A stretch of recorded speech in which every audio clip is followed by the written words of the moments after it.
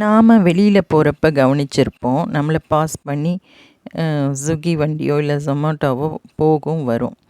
இது என்னென்னா நம்ம காசு கொடுத்து நம்ம உடம்ப நாமளே கெடுத்துக்கிற மாதிரி இருக்குது. இன்றைக்கி நிறைய நியூஸில் பார்க்குறோம், கேள்விப்படுறோம், படிக்கிறோம்.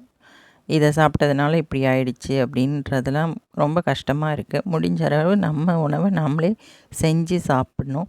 இது நம்ம பசங்களுக்கும் சொல்லித்தரணும். என் பொண்ணு ஃப்ராங்கி சாப்பிட்ணும் போல் இருக்குன்னு ஆர்டர் பண்ண போகிறேன்னு சொன்னால், நான் முடியாதுன்னு சொல்லி நானே செஞ்சு கொடுத்துட்டேன்.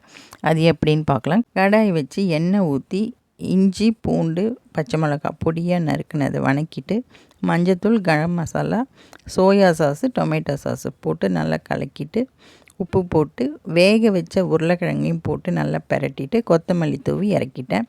அதே கடாயில் எண்ணெய்க்கு பதில் நெய்யோ வெண்ணெயோ போட்டுட்டு வெங்காயம், கேரட்டு, கேப்சிகம் போட்டு ஆஃப் பாயிலாக வதக்கி எடுத்துட்டேன்.